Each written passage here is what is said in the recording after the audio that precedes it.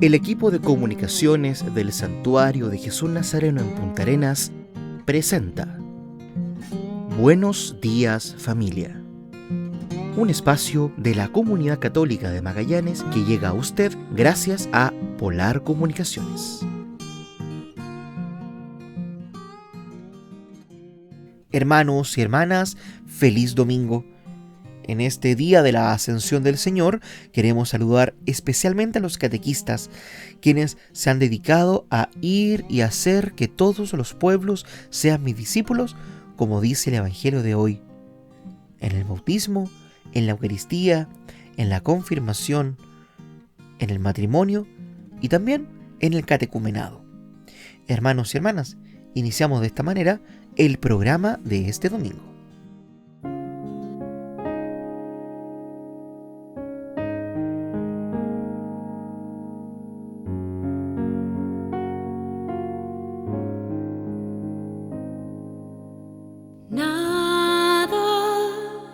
Te turbe,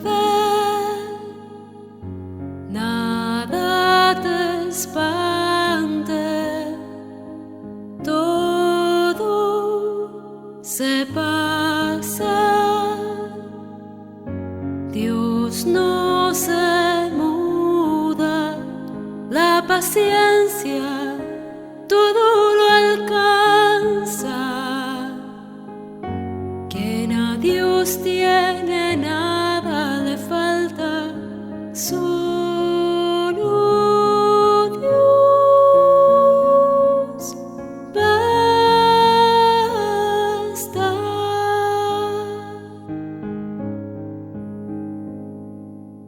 Nada te turbe, nada te espanta.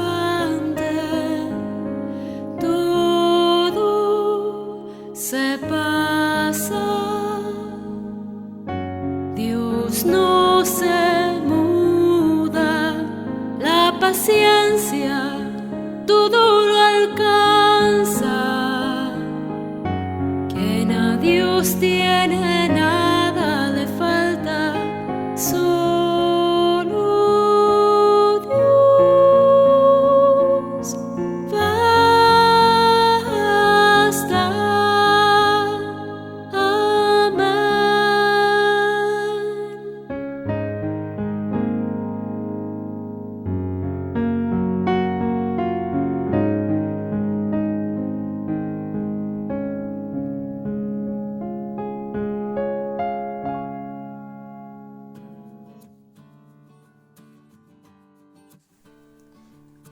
Catequesis del Papa durante la audiencia general sobre el tema La Virgen María, modelo de la Iglesia. En el día en que la Iglesia celebra la memoria de la Beata Virgen María de Fátima, coincidiendo con el 45 aniversario del atentado a San Juan Pablo II, el Papa León XIV quiso dedicar su catequesis sobre el tema La Virgen María, modelo de la Iglesia, a su predecesor. Aquí la catequesis del Papa. Queridos hermanos y hermanas, hoy 13 de mayo se celebra la memoria de la Beata Virgen María de Fátima.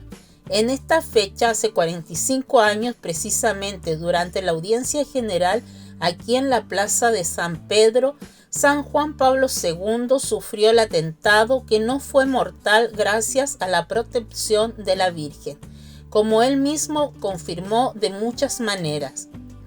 Por esto quisiera dedicar la catequesis de hoy, que tiene por tema la Virgen María, modelo de la Iglesia, a este mi santo predecesor, cuyo lema era Totus Tus.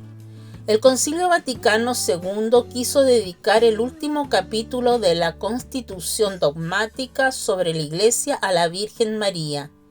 Ella, proclamada como miembro excelentísimo y enteramente singular de la Iglesia y como tipo y ejemplar acabadísimo de la misma en la fe y en la caridad.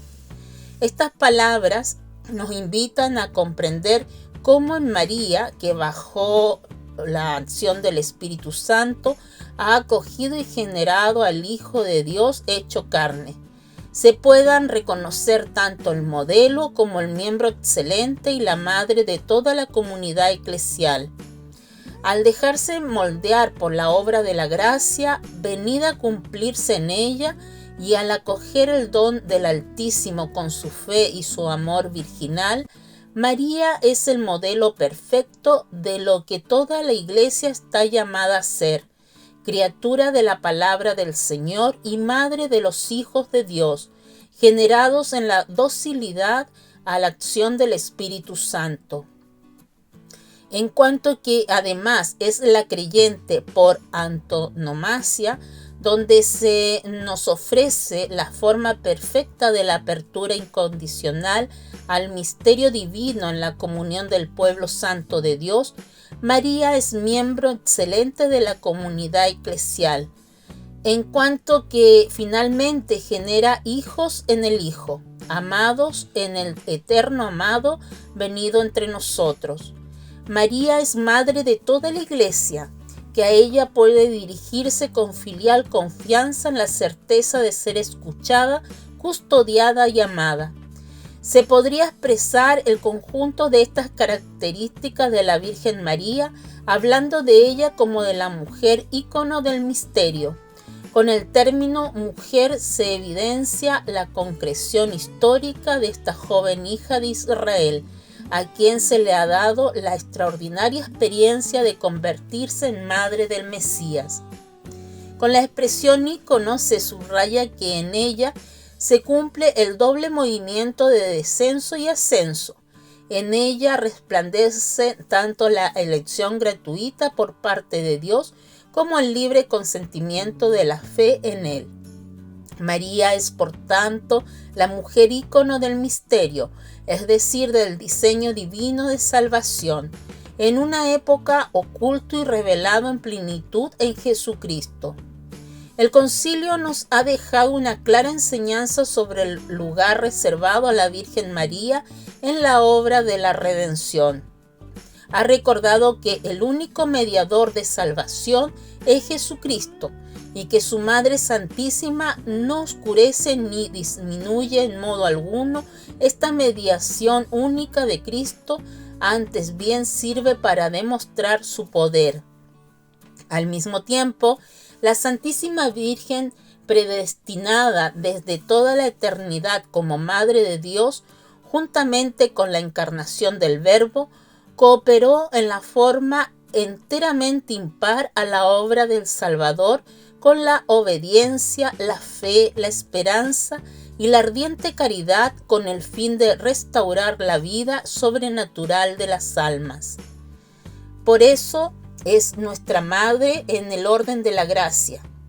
En la Virgen María se refleja también el misterio de la Iglesia. En ella, el pueblo de Dios encuentra representado su origen, su modelo y su patria. En la Madre del Señor, la Iglesia contempla el propio misterio, no solo porque se reencuentra el modelo de la fe virginal, de la caridad materna y de la alianza esponsal a la que está llamada, sino también y sobre todo porque reconoce en ella el propio arquetipo, la figura ideal de lo que está llamada a ser. Como se puede ver, las reflexiones sobre la Virgen María recogidas en la Lumen Gentium nos enseñan a amar a la Iglesia y a servir en ella al cumplimiento del reino de Dios que está por venir y que se realizará plenamente en la gloria. Dejémonos pues interpelar por tal modelo sublime que es María, Virgen y Madre, y pidámosle a ella que nos ayude con su intercesión a responder a cuanto se nos pide a través de su ejemplo. ¿Vivo con fe humilde y activa mi pertenencia a la Iglesia? ¿Reconozco la comunidad de la alianza que Dios me ha donado para corresponder a su amor infinito? Miro a María como modelo, miembro excelente y madre de la Iglesia, y le pido a ella que me ayude a ser discípulo fiel de su Hijo. Hermanas y hermanos, El Espíritu Santo que descendió sobre María e invocado por nosotros con humildad y confianza, nos done vivir plenamente estas realidades maravillosas. Y después de haber profundizado en la Constitución Lumen Gentium, pidamos a la Virgen que nos conceda este don, que crezca en todos nosotros el amor por la Santa Madre Iglesia. Así sea. Haití. Monseñor Dumas, un llamado al mundo para que ayude a mi pueblo herido. En medio de la violencia de las pandillas, la pobreza generalizada y una crisis institucional y política sin precedentes, Monseñor Pierre-André Dumas, obispo de la diócesis de Anse-Avieu, Miragon y presidente de la conferencia episcopal, hace un llamado a la comunidad internacional para que se movilice en apoyo al pueblo de este país caribeño, cada vez más exhausto y sufriente. Sería hermoso ver parroquias y familias, comunidades religiosas unirse en una jornada mundial de oración. Una nota de Federico Piana, Ciudad del Vaticano. Abandonado por todos, la esperanza para Haití reside en la oración. Monseñor Pierre-André Dumas, obispo de la diócesis de Araiz-Avieu, Miragon, y vicepresidente de la conferencia episcopal, reitera esto con frecuencia a Vatican News y al decirlo su voz adquiere un tono de profunda preocupación, aunque con destellos de optimismo. Nuestro pueblo ha sufrido durante años sin que nadie se preocupara.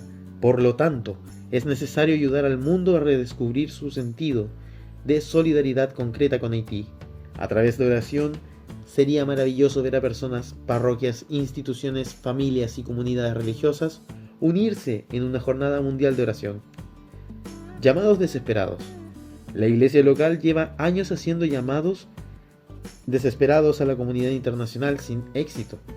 Al parecer, argumenta el obispo, la violencia de las pandillas que causa decenas de muertes cada día, la pobreza extrema y la inestabilidad política crónica que engendra injusticia y desigualdad no figuran entre las prioridades de los ministerios internacionales.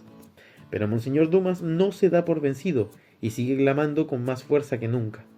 Creo que en la Asamblea de las Naciones, el hermano mayor no puede olvidar al hermano débil herido. La comunidad internacional debe dejarse interpelar por los acontecimientos en Haití. Mi país, a tan solo 1 hora de Estados Unidos, la principal potencia mundial. Sin embargo, derrocha muchísimo dinero en guerras mientras nosotros sufrimos justo al lado. Haití exige no solo compasión superficial, sino una hermandad concreta. El doloroso Vía Crucis. Los líderes mundiales deberían conocer muy bien el Vía Crucis del pueblo haitiano, porque se ha repetido durante años siempre igual. Y Monseñor Dumas, por enésima vez, lo recita como un rosario de sangre. La violencia de las bandas armadas sigue sembrando miedo, muerte y destrucción. La mayor parte de la capital, Puerto Príncipe, está controlada por bandas. Miles de familiares se han visto obligadas a huir a sus hogares. A menudo son incendiados o destruidos. Niños y jóvenes viven traumatizados en un clima de inseguridad permanente. Y luego está la cuestión humanitaria. Más de 5 millones de personas corren el riesgo de morir de hambre. Una gran parte de la población carece de acceso a servicios básicos de la salud, debido a que algunos hospitales han sido ocupados por pandilleros. Muchas escuelas han cerrado y miles de estudiantes se les niega el derecho a la educación. Los ámbitos políticos e institucional también se enfrentan a una crisis sin precedentes. Existe, denuncia Dumas, una extrema fragilidad de las estructuras estatales caracterizada por una desconfianza generalizada, una corrupción pública generalizada y una estabilidad gubernamental insana. Haití es una herida en el mundo que debería conmocionar la conciencia de todos. Sin embargo, Monseñor Dumas es muy consciente de que esto no está garantizado. Por ello, agradece a la Santa Sede su continuo apoyo a su amado pueblo. La reunión de León XIV y el secretario de Estado, el cardenal Pietro Parolin, con la delegación del gobierno haitiano que tuvo lugar hace unos días, representa para nosotros un esfuerzo concreto hacia la paz. Después de todo, fue la Santa Sede la primera en el mundo en reconocer la independencia de nuestro Estado. En el corazón del obispo de la diócesis de Anse Abiu Miragón, que se recupera en Florida tras un ataque de pandillas que le impidieron mediar la paz entre el gobierno y los grupos armados, reside otro anhelo. Lo llama sueño: ver al Papa visitar Haití algún día. Estoy seguro de que su paso, como una luz y una sombra poderosa, podría traer una paz profunda. Representantes de la Escuela Católica en Chile se reúnen con ministra de Educación. El equipo del área de educación de la Conferencia Episcopal de Chile se reunió con María Paz Arzola González, titular de la cartera de Educación, con el propósito de dialogar sobre diversos aspectos normativos y de política pública que impactan directamente a la educación en Chile, especialmente a los proyectos educativos vinculados a la Iglesia. El equipo del área de educación de la Conferencia Episcopal de Chile sostuvo una reunión de trabajo con la ministra de Educación, María Paz Arzola González. Durante el encuentro se abordaron distintas materias relacionadas con la libertad de enseñanza, el resguardo de los proyectos educativos y la situación normativa que afecta a los establecimientos educacionales católicos del país. Entre los principales temas tratados estuvo el estado de avance en la ejecución de la sentencia del caso Pavés versus Estado de Chile, junto con la revisión del decreto número 115 del Ministerio de Educación, normativa vinculada a las asignaturas de religión y a la idoneidad docente. Asimismo, los representantes de la educación católica, el obispo Alberto Lorenzelli, Roberto Pavés y Viviana Altamirano, presidente, director y secretaria ejecutiva del área de educación del episcopado respectivamente, manifestaron las dificultades prácticas que presenta actualmente el sistema de admisión escolar SAE, particularmente en lo referido a la adhesión de las familias a los proyectos educativos y a la necesidad de generar mecanismos que permitan favorecer la continuidad de estudios dentro de redes educativas. Otro de los puntos abordados fue la situación del dictamen número 75 de la Superintendencia de Educación, exponiendo sus eventuales implicancias para la libertad de enseñanza y la autonomía de los proyectos educativos. La reunión también permitió presentar propuestas de mejora normativa respecto de la cesión de la calidad de sostenedor entre entidades sin fines de lucro y sobre el régimen de arriendos de inmuebles educacionales, temas que actualmente generan dificultades administrativas y de gestión para diversas comunidades educativas. Finalmente, se plantearon inquietudes sobre la correcta aplicación del decreto número 924, especialmente en relación con el resguardo del derecho preferente de los padres y apoderados para elegir la educación religiosa de sus hijos. Desde el área de educación de la Conferencia Episcopal de Chile, valoraron la instancia de diálogo con la autoridad ministerial, destacando la importancia de mantener espacios de encuentro y colaboración que permitan fortalecer el aporte de la educación católica al país. Obispos de Chile llaman a frenar la violencia y reconstruir el diálogo político y la paz social. Los obispos de la Conferencia Episcopal de Chile pidieron a las autoridades recuperar la paz social y el diálogo político en el país, al tiempo que se pronunciaron en contra de la violencia en todas sus formas. En un documento publicado este pasado miércoles 13 de mayo, los prelados recuerdan que la paz social no es solo ausencia de violencia, sino obra de la justicia, del respeto mutuo y de la voluntad sincera de buscar juntos el bien común. Ningún país puede aspirar a un desarrollo auténtico si la convivencia cívica se ve erosionada por la división permanente, la agresividad o el desprecio recíproco, afirma el comunicado. Por eso piden de manera particular a los legisladores custodiar con su conducta la dignidad de la vida cívica y ser ejemplo de prudencia, respeto y rectitud. La función pública exige altura moral, pues las leyes no son simples instrumentos técnicos, sino expresión ética de una visión de sociedad y de un camino común para que los ciudadanos vivan en paz. Chile necesita y desea esa paz, exclaman, llamando a evitar las disputas degradantes y el lenguaje impropio que lesionan la nobleza del servicio público y desprestigian las instituciones. El diálogo, la concordia y el consenso, afirman los obispos, son deberes éticos de la política. Por eso se manifiestan a favor de la diversidad de perspectivas y de la legítima confrontación de ideas.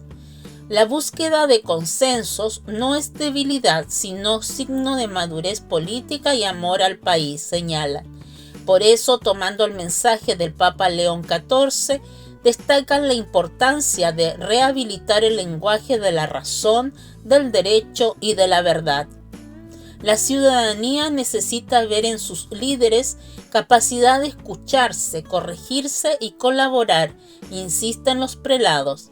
Asimismo, advierten que la violencia en todas sus formas, física, verbal, ideológica o institucional, hiere profundamente a la patria y socava la solidaridad social.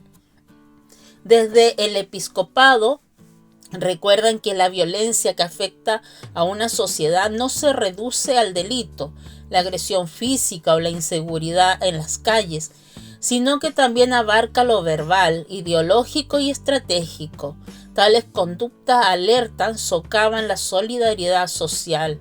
Finalmente consideran que ninguna reforma institucional, ningún progreso será posible si no se recupera el sentido profundo de la dignidad del otro y del respeto por las ideas, y convocan a abrir espacios para la reflexión, el silencio interior, la formación ética y la vida espiritual, asegurando que solo un corazón educado en la caridad y la solidaridad puede sostener una sociedad verdaderamente humana. El mensaje termina pidiendo a Dios para que por intercesión de la Virgen del Carmen en Chile prevalezca la paz social y política y que el amor al prójimo sea la verdadera ley que guíe nuestras decisiones, especialmente de quienes deben dirigir los destinos del país. Cuando cuidarnos se hace comunidad. La propuesta de Cáritas Chile ante el acelerado envejecimiento en el Cono Sur. En un artículo publicado por el medio digital Ciudad Nueva, Nuri Cayata, encargada del programa de personas mayores de Cáritas Chile, reflexiona sobre el desafío del envejecimiento poblacional y destaca el éxito de la iniciativa Yo me cuido, tú te cuidas, juntos nos cuidamos. Un modelo que busca transformar el cuidado en un vínculo de dignidad y reciprocidad. El Cono Sur enfrenta un fenómeno demográfico sin precedentes. Chile, Argentina y Uruguay presentan hoy los índices de envejecimiento más altos en América Latina. En este escenario, donde Chile ya registra cerca de un 14% de su población sobre los 65 años, la presión de los sistemas de salud y el aumento de la soledad no deseada se han vuelto urgencias sociales. Frente a este panorama, Nuri Cayata, responsable del programa Personas Mayores de Cáritas Chile, publicó recientemente en el medio Ciudad Nueva una profunda reflexión titulada Cuando cuidarnos se hace comunidad. En ella destaca que la labor de Cáritas va más allá de la asistencia técnica, apostando por una ecología humana que reconozca a las personas mayores como sujetos de derecho. Un modelo de co-creación nacional. El artículo pone relieve en el taller nacional Yo me cuido, tú te cuidas, juntos nos cuidamos, una iniciativa que unió participantes de Arica a Punta Arenas. Según explica Cayata, este espacio no fue una capacitación tradicional, sino una co-creación donde se integraron saberes previos con herramientas de escucha de escucha profunda. El proceso buscó ofrecer espacios para transitar de una conciencia individual a una conciencia colectiva, respecto del tema del cuidado de sí mismo y de los otros, señala la encargada nacional en su columna. Los pilares de una nueva cultura. La sistematización de esta experiencia permitió identificar aprendizajes que Nuri Kayata define como fundamentales para humanizar el trato hacia las personas mayores. La escucha como humanización. El cuidado deja de ser una tarea desgastante para convertirse en un vínculo. La danza del nosotros, una relación entre el cuidador y el cuidado, donde ambos son iguales en valor y dignidad. La curiosidad respetuosa, valorar la sabiduría de quien es cuidado desde una pregunta delicada. El sentido de la trascendencia, reconocer el dolor y la vida en clave de esperanza. Visibilización y perspectiva de género. Un punto crucial destacado por Kayata es la feminización del cuidado. El artículo advierte que hoy en día estas tareas no son asignadas socialmente a las mujeres por su condición de género, volviendo invisible un trabajo que es esencial para la economía y la vida del país. Se valoró como un trabajo indispensable para la sociedad que, aunque muchas veces es invisible, forma parte esencial de la vida y la economía del país, enfatiza la nota. La nota en Ciudad Nueva recoge voces de quienes fueron parte de este proceso, como María Selma, quien relata: aprendí a mirarme a mí misma para estar mejor y saber cómo servir a los demás. Por su parte, Segundo Santana destacó la importancia de la preparación técnica unida a la calidez. Muchos llevamos una carga muy pesada y este tipo de capacitación es un tremendo apoyo. Vamos a hacer un aporte con calidad humana. Finalmente, Nuri Kayata concluye que el programa de personas mayores de Cáritas Chile mantiene un desafío permanente: garantizar que el cuidado sea un derecho respetado. Esta realidad nos interpela a asumir como un desafío permanente la promoción y el respeto de derechos de todas las personas, garantizando una vida digna para todos y todas. Aleluya.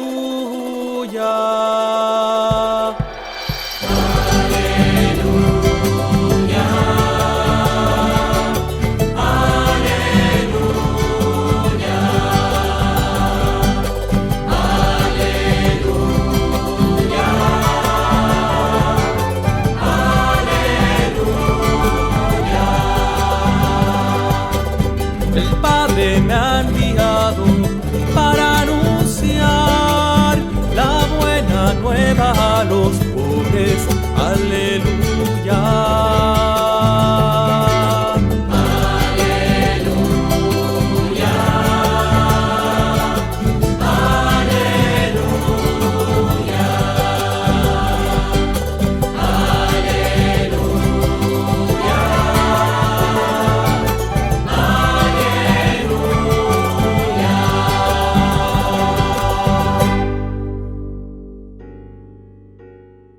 Del Evangelio según San Mateo. Después de la resurrección del Señor, los 11 discípulos fueron a Galilea, a la montaña donde Jesús los había citado. Al verlo, se postraron ante él. Sin embargo, algunos todavía dudaron. Acercándose, Jesús les dijo: Yo he recibido todo poder en el cielo y en la tierra. Vayan y hagan que todos los pueblos sean mis discípulos, bautizándolos en el nombre del Padre, y del Hijo, y del Espíritu Santo, y enseñándoles a cumplir todo lo que yo les he mandado. Y yo estaré siempre con ustedes, todos los días, hasta el fin del mundo. Palabra del Señor. Gloria a ti, Señor Jesús. Esta es la palabra de Dios. Gloria y honor a ti, Señor Jesús.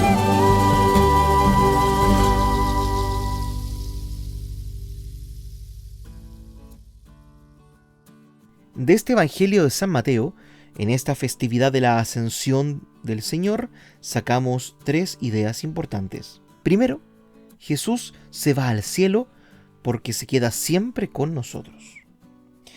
Precisamente este Evangelio de Mateo ha destacado esta presencia de Jesús con nosotros.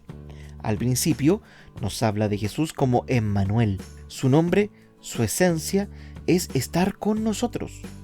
Sin nosotros, Él ya no sería Él. Desde el misterio de la encarnación, Dios es Dios con nosotros. Y al final del Evangelio nos dice que estará con nosotros todos los días hasta el fin del mundo. Siendo esta presencia de Jesús tan arrolladora, ¿quién podrá decir que está solo? En aquel que pasa hambre y sed, está desnudo, encarcelado, enfermo, ahí está el Señor. En la vida podemos experimentar la amarga soledad, solo la soledad de los hombres, pero nunca la de Jesús. En este mundo podemos pensar en el cielo y saborearlo a través de la contemplación, pero no poseerlo. Dios se comienza a comunicar al alma, pero no acaba de comunicarse, solo asoma. Por muy altas que sean las noticias que le dan a Dios en esta vida, no son más que lejanas asomadas, diría San Juan de la Cruz en su cántico espiritual. Segundo, el encanto de una despedida. En el Evangelio de Lucas aparece la ascensión al final de todo, como el epílogo final, como el broche de oro de este Evangelio de la bondad y la ternura de Jesús. Pues bien, ahí aparece Jesús levantando sus manos y bendiciéndolos. Esas manos de Jesús que se levantan por encima de la tierra para bendecirnos es la mejor expresión de su cariño y de su ternura. El amor no se va, el amor se queda. Entre el cielo y la tierra ya no habrá un muro que nos separa, sino un gran espacio acogedor que nos une con Dios para siempre. Aquella solemne bendición de Jesús no era solo para unos apóstoles en un momento preciso, era la bendición del supremo sumo sacerdote, que antes de entrar en el Sancta Sanctorum de la Jerusalén del cielo, nos dejaba una bendición permanente para toda la humanidad. Eso nos decía Benedicto XVI. Jesús se va y se queda, porque se va al cielo. Debemos mirar más cuál va a ser el final de nuestra vida. Estar siempre con el Señor. El Señor desde el cielo debe ejercer sobre nosotros una fuerza de atracción, de seducción. ¿Por qué se queda? No podemos quedarnos mirando el cielo. El cielo es conquista en la tierra, en este mundo, siguiendo siempre el camino que Él nos marcó.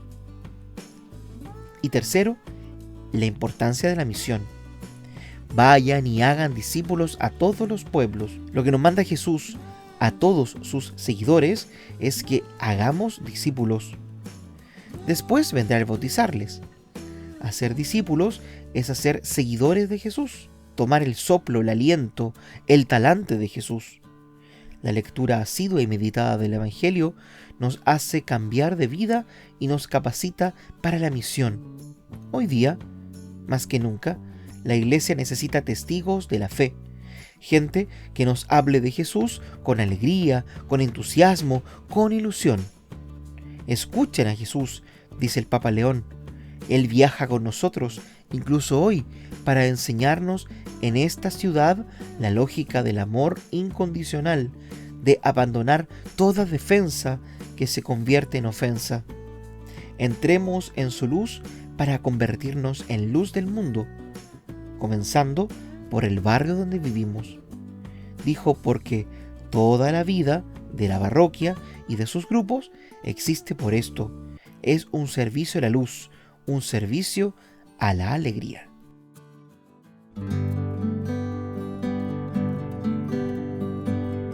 Tú fuiste la nueva luz en la noche profunda. Bajaste hasta el mar a cambiar nuestra senda. Andabas entre hombres, dijiste nuestro nombre, sanabas al sufriente, le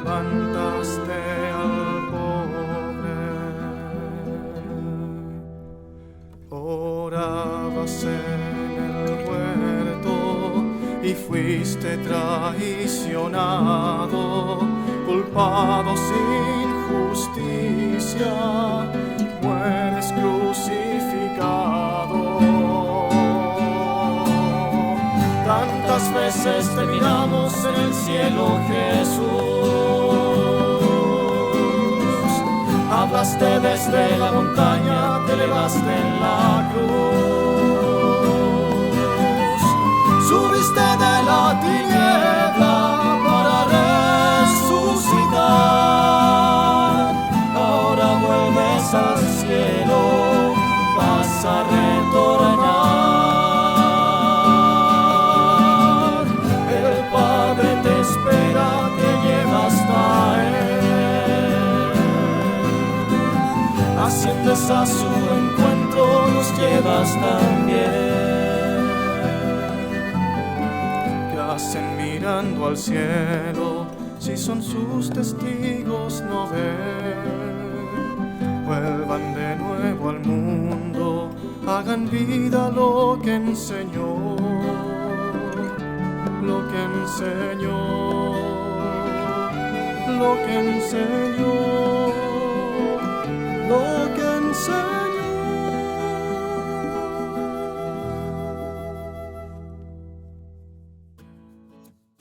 Catequista por vocación. Todo catequista debe caminar sobre los pasos de María en nuestra misión catequística. Una vocación es un regalo de Dios, pues como Él dijo, yo los he elegido. Cuando decimos sí a Dios, hemos de saber exactamente qué hay en ese sí. Sí significa me entrego, total y absolutamente sin calcular el precio, sin hacer ningún análisis ni cuestionamiento. ¿Está bien esto? ¿Es conveniente? Nuestro sí a Dios se da sin ninguna reserva. El amor inmenso no mide solo se da. La entrega total a Dios debe expresarse en pequeños detalles. La entrega total supone una amorosa confianza en Él y para esa entrega total debemos abandonarnos sin límites en sus brazos. Debemos afianzar nuestra pertenencia a Jesús porque solo Él merece nuestro amor y entrega total. Nuestra tarea debe ser realizada con un corazón humilde.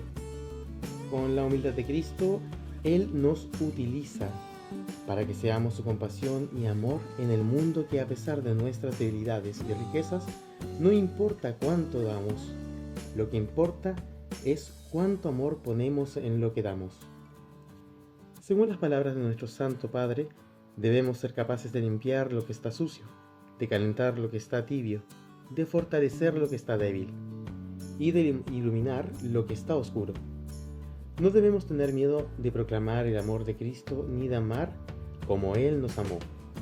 Pero para eso es necesario alimentarnos espiritualmente y la Madre Teresa dice que si no queremos morir de una anemia espiritual, debemos alimentar nuestro espíritu.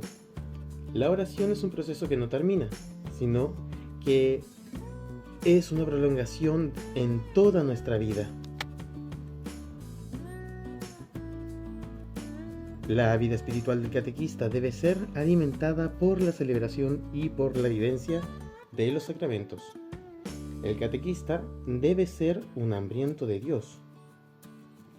Podemos y debemos convertir nuestro trabajo en oración. Nunca podremos sustituir la oración por el trabajo. Nunca debe ocurrir esto. A menudo nos llenamos de compromisos, tareas y creemos que haciendo muchas cosas es suficiente y perdemos ese hermoso contacto con nuestro Padre a través de la oración. Como catequistas debemos nutrirnos en la vida de la oración. El Papa Pablo VI nos dice que la oración ha de ir antes que todo. Quien no lo entienda así, quien no lo practique, no puede excusarse en la falta de tiempo. Lo que falta es el amor. Debemos aprender a quedarnos en algún momento de nuestro tiempo con nuestro Padre. Ese quedarse con el Padre equivale a la expresión hablar con Dios. Es diferente hablar con Dios que pensar en Dios. Siempre que hay un trato con Dios, hay oración. Orar no es pedir, la oración fortalece nuestra fe y madura nuestra entrega. Orar es ponerse en manos de Dios, escucharlo. La oración es un doble proceso de hablar y escuchar. Orar es mirar a Dios. Es un contacto de corazón y de los ojos. Nuestro trabajo es fructuoso en la medida que expresa una oración realmente sincera. Orar con generosidad no es suficiente. Debemos orar con vocación, con devoción, con fervor. Debemos ser perseverantes y constantes para crecer en este compromiso asumido. Si no oramos, todo lo que hagamos no tendrá valor. Los que tomamos en serio este caminar a Dios, necesitamos de estos momentos junto con los sacramentos para llevar una vida coherente con la que transmitimos. Cuando el catequista tiene su crisis de fe, es la crisis de la espiritualidad. Por la fe buscamos a Dios y damos respuestas y entregas a su llamado al compromiso. Pero si esa fe no es alimentada espiritualmente, nuestro compromiso y entrega cada vez serán menos. Un cristiano es alguien que ha descubierto un Dios. Un catequista no es solamente alguien que ha descubierto a Dios. Es alguien que también ha escuchado el llamado del Señor para colaborar con Él y aceptar esa misión, tratando de crecer en el amor de Dios Padre, a su Hijo y a su Espíritu. El catequista debe crecer día a día en la fe. Todos estamos llamados a crecer en ella. El catequista por vocación tiene muy presente este llamado, tanto por lo que él mismo se refiere, como con respecto a sus catequizados, a quienes debemos ayudar a crecer en la fe. Pero, ¿qué es la fe para un cristiano catequista? ¿Cómo podemos crecer en la fe? Fundamentalmente, la fe es aceptar a Cristo y su mensaje, pero no solamente con la inteligencia, sino con el corazón y en la vida. La fe en esa relación personal con Cristo vivo. Por eso los catequistas somos instrumentos de Dios y servidores de la palabra de ella. Debe ser el alimento cotidiano indispensable. San Agustín nos dice que no vale menos la palabra de Dios que el cuerpo de Cristo. Debemos tener conciencia de qué es ser catequista. Ser catequista es un don antes de un compromiso. Ser catequista es una vocación antes de una opción personal. Ser catequista, una respuesta de fe antes que un simple servicio a nuestros hermanos. El catequista es un hombre que va en camino, es un enviado de Cristo, y como él va en busca de personas para anunciar la buena nueva. El catequista debe ser maestro en humanidad, simples, en nuestro actuar, sencillos, abiertos, dispuestos. Supone estar atento profundamente a la sensibilidad y problemas del catequizado. No debemos caer nunca en la tentación de la soberbia, de quien cree saberlo todo. Nuestro caminar debe ser una conversión continua. No solo debe preparar bien el encuentro, sino también responder a sus interrogantes. Por eso es muy importante una formación sólida y permanente. No se debe improvisar. Debemos ser fiel a la tradición y la escritura contenida en la fuente bíblica. Nuestra preocupación debe ser la de transmitir enseñanzas de Jesús, no como una ciencia, sino como un deber comunicar, como una experiencia de vida. La tarea del catequista compromete a toda persona. Debemos ser coherentes y auténticos, y esto se adquiere con mucha oración. El catequista debe ser sembrador de la alegría y de la esperanza pascual, que son dones del Espíritu Santo. El Santo Papa define al catequista como servidor de la verdad y dice que el evangelizador no es dueño ni árbitro, sino depositario, heredero y servidor de la verdad. Por eso no se vende, no disimula, no rechaza, no oscurece, no deja de estudiar, no avasalla con la verdad. El catequista debe caminar sobre los pasos de María en nuestra misión catequística. A María Dios nuestro Padre la eligió para ser madre de su Hijo, madre nuestra y madre de la Iglesia. Por consiguiente, María es la más perfecta discípula evangelizadora y modelo. Su vida nos muestra que se abandonó a la acción del Espíritu. María nos ofrece las mejores lecciones de humildad. María es la perfecta seguidora de Jesús, donde el anuncio del ángel hasta el pie de la cruz, ella dejó de conducir, sin reservas, pues estaba llena del Espíritu Santo. María vivió su santidad como una criatura normal, es decir, caminó en la fe, escuchó la palabra de Dios, la recibió en su corazón y fue absolutamente fiel a ella. María significa la presencia del amor materno de Dios entre nosotros. Por eso debemos tener siempre presente el modelo de María en nuestra actividad catequística, para que nos enseñe, como hizo con su Hijo Jesús, a ser manso y humildes de corazón y de esta manera dar gloria a nuestro Padre que está en los cielos. Debemos como catequistas aprender a abandonarnos en los brazos de nuestro Padre como lo hizo María. ¿Quiénes somos y qué hacemos? El perfil del catequista. La vocación del catequista tiene su origen en la feliz llamada de Jesús, que Jesús hizo a quienes Él quiso tener cerca para después enviarlos a la misión. Vengan. ¿Quién te llama a ser catequista hoy? ¿Por qué dijiste si quiero? Ser catequista es haber respondido al llamado del Señor, es un don. Desde el bautismo, como sacerdotes, profetas y reyes con Cristo, para transmitir el mensaje de salvación.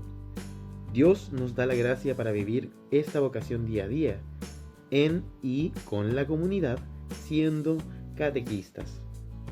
La llamada de Dios que hemos respondido, con fe, con alegría y con mucha esperanza, sabiendo que Él es el que actúa en mí, en ti, en todos los que felizmente somos catequistas.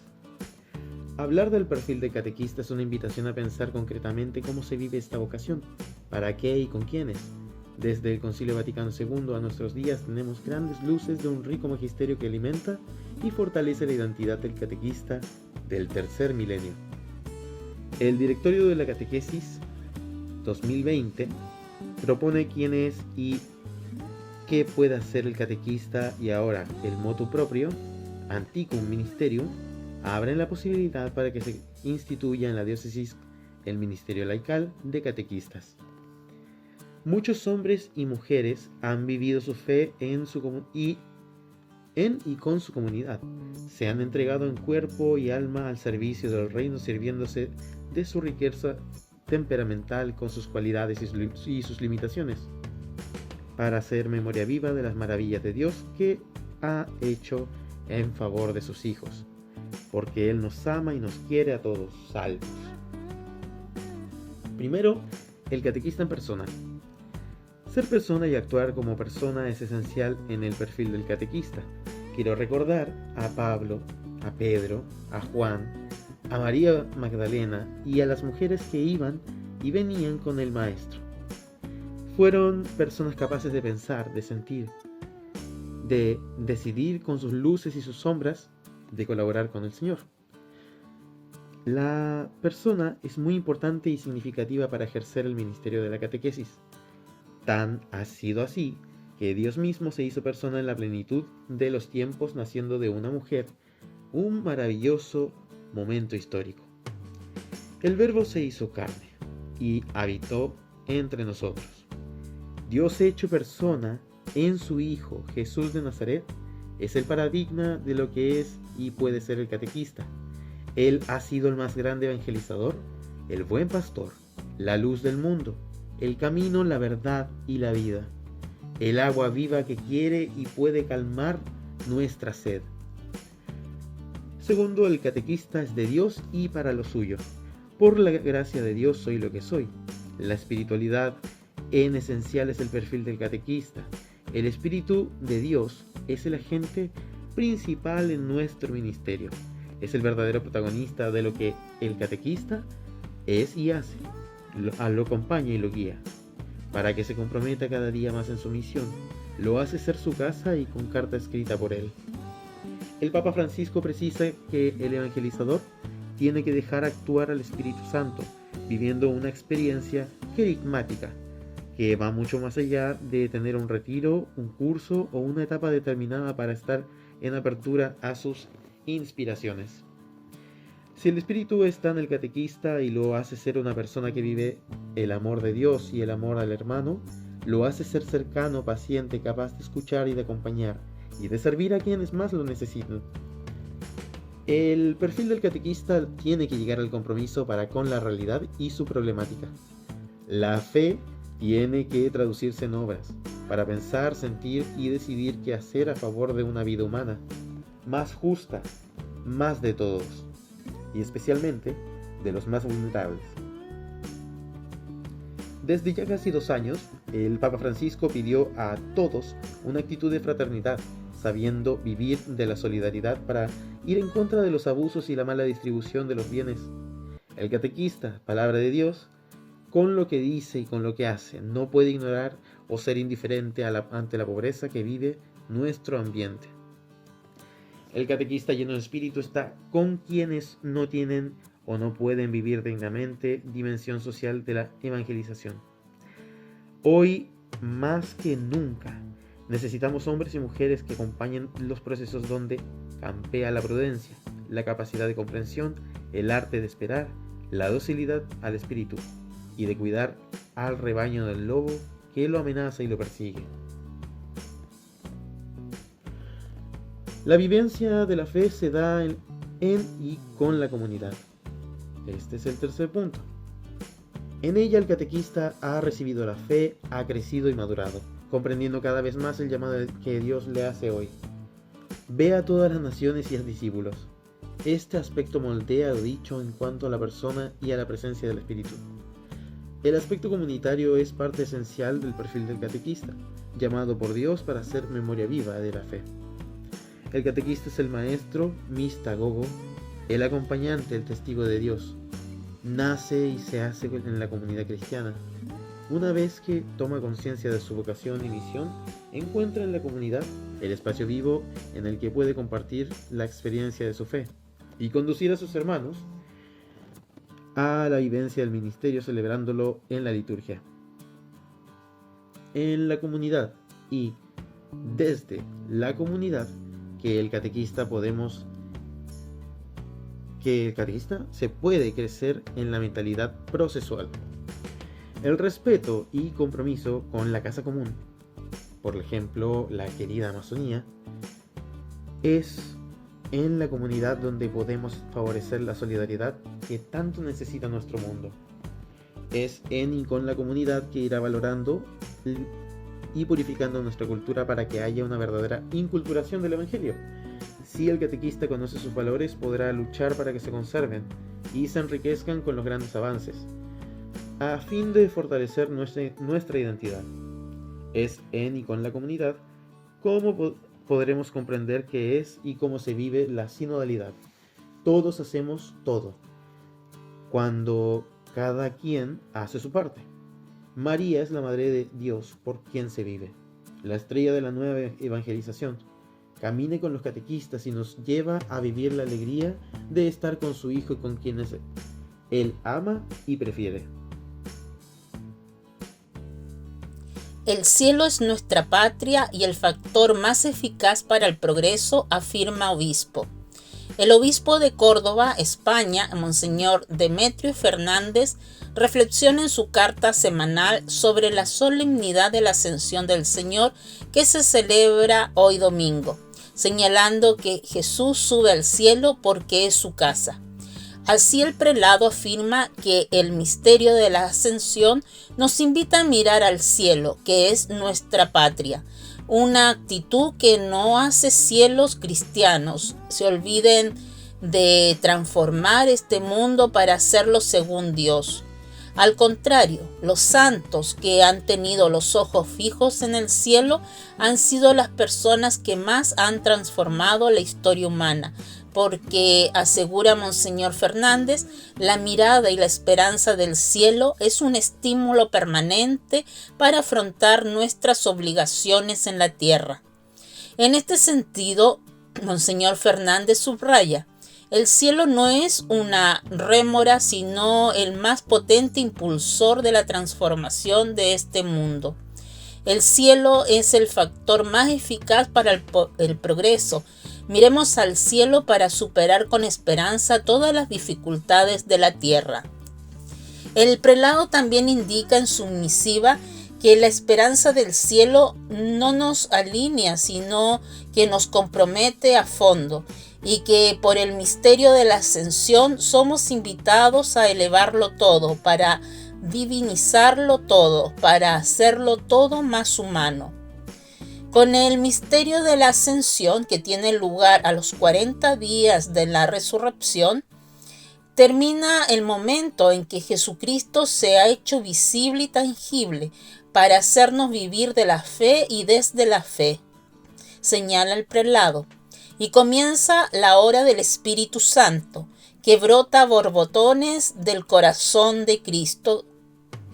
En este tiempo nuevo, nuestra unión con Cristo se realiza ahora en la fe y en el amor, de manera que los sentidos quedan colgados e insatisfechos.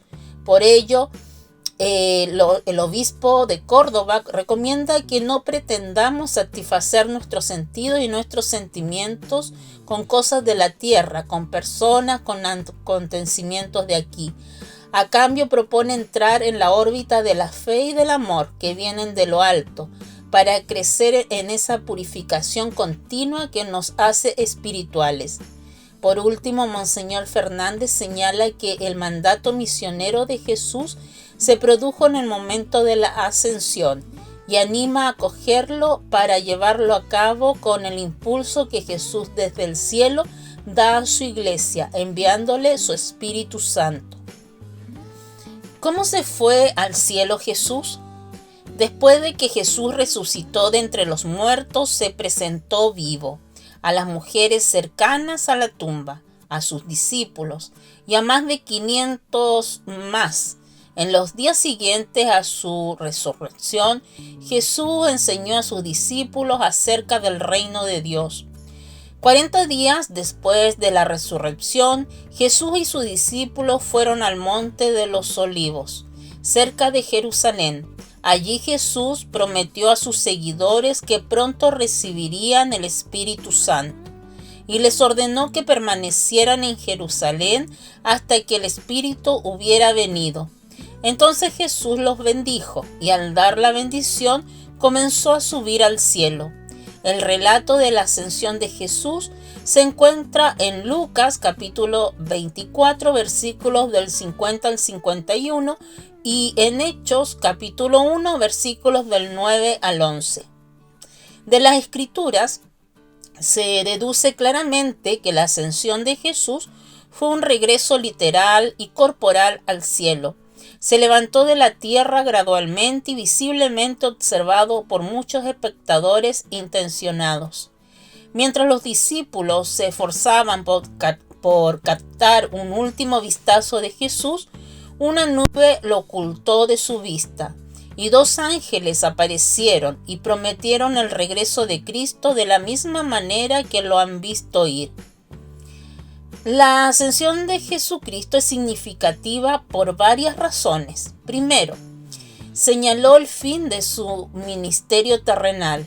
Dios el Padre envió amorosamente a su Hijo al mundo en Belén, y ahora el Hijo estaba regresando al Padre. El periodo de la limitación humana había terminado. Segundo, significó éxito en su obra terrenal. Todo lo que había venido a hacer había cumplido. Tercero, señaló el regreso de su gloria celestial. La gloria de Jesús había sido velada durante su estancia en la tierra, con una breve excepción en la transfiguración. Cuarto, simbolizó su exaltación por el Padre, aquel con quien el Padre está complacido. Fue recibido en honor y se le dio un nombre por encima de todos los nombres. Quinto, le permitió preparar un lugar para nosotros. Sexto, indicó el comienzo de su nueva obra como sumo sacerdote y mediador de la nueva alianza. Séptimo, estableció el patrón para su regreso. Cuando Jesús venga a establecer el reino, Él regresará justo como Él lo dejó literalmente, corporalmente y visiblemente en las nubes. Actualmente el Señor Jesús está en el cielo. Las Escrituras frecuentemente lo representan a la derecha del Padre, una posición de honor y autoridad. Cristo es la cabeza de la Iglesia, el dador de dones espirituales y el que llena todo en todos. Hermanos y hermanas, les compartimos las noticias e informaciones que el Semanario Diocesano Amigo de la Familia nos trae este domingo 17 de mayo. En la portada, Cristo debe ser la medida de todas las cosas. Entrevista realizada por la periodista Susi Jacob al padre obispo Óscar Blanco Martínez y sus 10 años como obispo. En la página 2, mensaje del Papa León XIV en la 70ª jornada de las comunicaciones sociales, custodiar voces y rostros humanos. En la página 3, ecos del reconocimiento por el Día del Trabajador en la parroquia de Puerto Williams. También bendición de la nueva pila bautismal en la parroquia Nuestra Señora de la Patagonia en la isla Navarino. Inicio de la catequesis de primera comunión en la parroquia San Francisco de Sales. Jornada profesores de religión y cultura religiosa. Asamblea pastoral parroquial de la parroquia Santuario María Auxiliadora. Consejo de la comunidad de San Gregorio. Santa Luisa de Marillac, artesana de paz y esperanza. El padre obispo en la celebración del Día de la Madre. Fiesta patronal de la diócesis de Punta Arenas en la solemnidad de Pentecostés. Con María Auxiliadora en la espera del Espíritu Santo. Sábado 23 de mayo a las 18 horas en el Liceo San José en Punta Arenas. La página 4 del Amigo de la Familia concluye con la invitación, una doble invitación, para este 19 de mayo, martes a las 7 de la tarde en la Parroquia Catedral, para acompañar a nuestro obispo Óscar Blanco Martínez en su aniversario 10º de su ordenación episcopal. Y el día sábado 23 para la misa de Pentecostés y procesión de María Auxiliadora, uniendo estas dos grandes celebraciones de la Iglesia que este año el calendario las ha unificado. En María Auxiliadora esperamos el Espíritu Santo. Santoral Católico de la Semana. Hoy domingo 17 de mayo de 2026, en el domingo de la solemnidad de la Ascensión del Señor, el equipo de comunicaciones del Santuario de Jesús Nazareno saluda a todos los catequistas de la diócesis de la región de Magallanes. Y a ustedes, queridos auditores, les recordamos el elenco de santos y santas que se celebrarán esta semana que se inicia, para que saluden a sus familiares y amigos que estarán de onomástico. Hoy, domingo 17, San Pascual Bailón. Mañana, lunes 18, Santa Erika y Santa Corina. El martes 19, San Ivo y Santa Ivón. El día miércoles 20, San Bernardino. El día jueves 21 es el día de las glorias navales. El día viernes 22, Santa Rita. El día sábado 23, San Desiderio. Y el próximo domingo 24, Santa Susana. Hermanos y hermanas, al finalizar nuestra edición dominical queremos enviar dos recordatorios.